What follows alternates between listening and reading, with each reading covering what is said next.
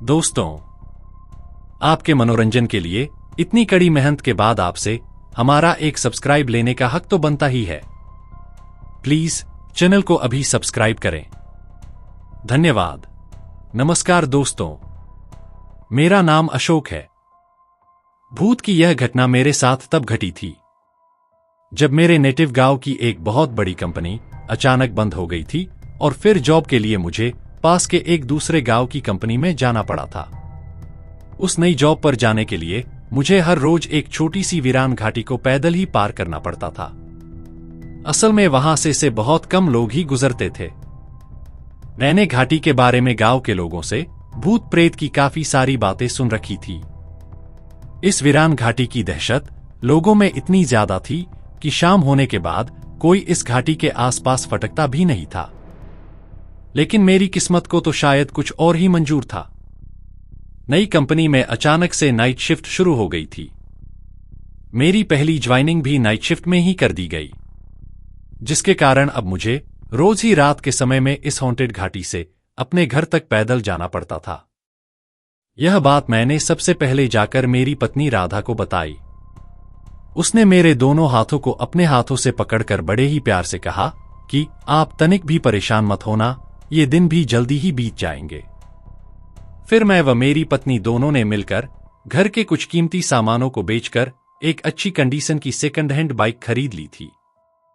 रात को मैं बिल्कुल सही समय पर घर से अपनी बाइक पर निकला।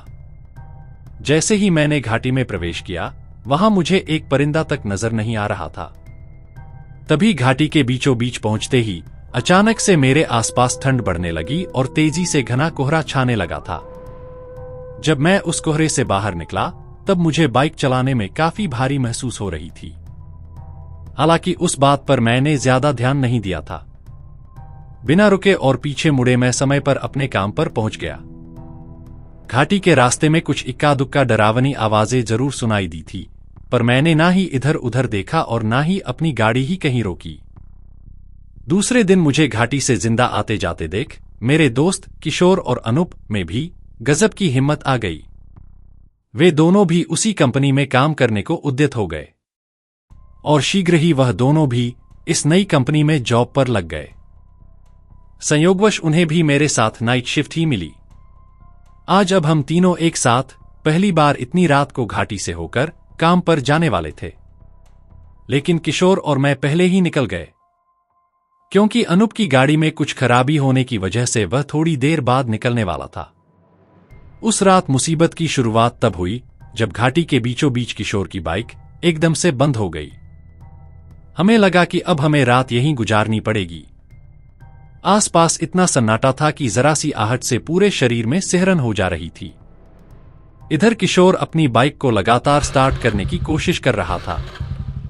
तभी अचानक से सन्नाटे को चीरते हुए एक आदमी की डरावनी चीख हमारे कानों से आकर टकराई, जिसे सुनकर हम बुरी तरह से सिहर उठे। उसी वक्त देखते ही देखते काले घने गहरे से कोहरे ने अचानक हमें चारों ओर से घेर लिया।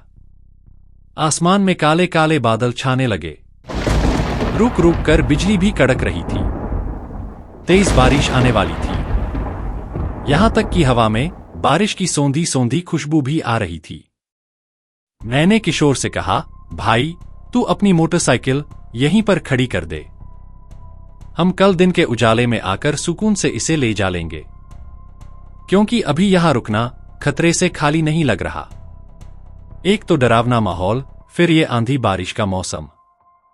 मैं और किशोर हम दोनों मेरी बाइक पर सवार होकर सीधे घर के लिए निकल पड़े। रास्ते में दोनों के मुंह से एक भी शब्द नहीं निकल रहा था। दोनों के दिमाग में बस एक ही बात घूम रही थी कि कब जल्द से जल्द हम इस हॉन्टेड घाटी को पार कर सीधे अपने घर पहुंच जाए।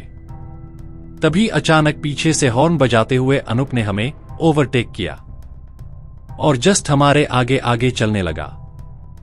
पर हमने देखा कि उसकी बाइक पर पीछे उसके साथ एक और अनजान आदमी भी बैठा हुआ था। मैंने अनूप से पूछा, आज तुम्हारे साथ यह चच्चा कौन आए हुए है? हमें भी तो अपने चच्चा से मिलवा भाई।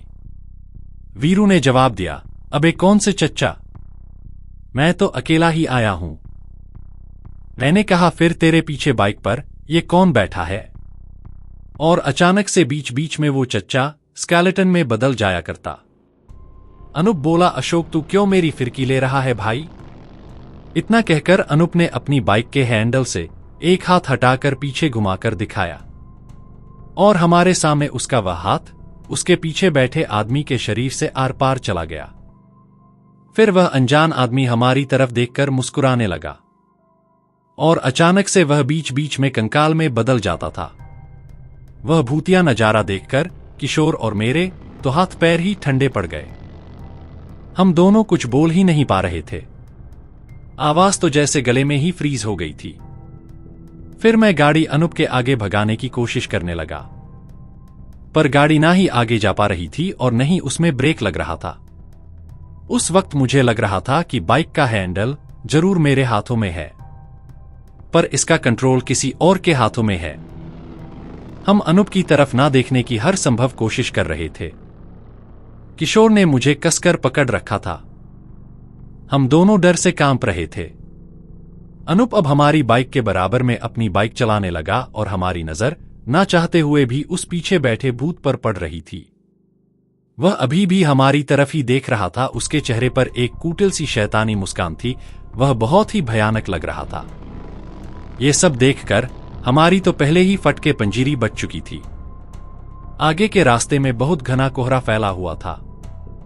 तभी अनूप को अचानक से कुछ हुआ और वह स्पीड में उस घने कोहरे में घुस गया और उसके तुरंत बाद हम भी घुस गए। कोहरा जब खत्म हुआ तब अनूप की बाइक हमारे आगे ही थी, पर उसके पिछली सीट पर वह भूत नहीं था। वह देखकर हमें थोड़ी राहत मिली। घाटी अब खत्म ही होने ही वाली थी। जैसे ही हमारी बाइक अनूप के नजदीक पहुंची और हम उसे सब कुछ बताने ही वाले थे, वैसे ही अनूप बोला, अब तुम दोनों मुझे बताओ कि इस घने कोहरे में से तुम दोनों ये कौन से चच्चा को उठा लाए हो? कानूनन तुम्हें ट्रिपल सीट बाइक नहीं चलानी चाहिए, तुम्हें पता तो है ना? अनूप के मुंह से वह बात सुनकर और उस कंकाल को देखकर मेरे पीछे बैठे किशोर ने बाइक की पिछली सीट ही गीली कर दी और इधर डर के मारे मैंने भी अपनी बाइक पर से नियंत्रण खो दिया और मेरी बाइक रोड साइड वाले दलदल में घुस गई। अनूप ने हमें किसी तरह पास वाली कंपनी के हॉस्पिटल में पहुंचाया। हम दोनों को काफी चोट लगी थी, लेकिन हाथ पैर और सिर सही सलामत थे। बाइक के दलदल में घुसने की वजह से हम बच गए। हम दोनों और अनूप आज भी हैरत में है कि आखिर उस समय यह सब क्या हुआ था। क्या यह सब कुछ सच था? अगर हां, तो यकीनन बहुत ही भयानक था।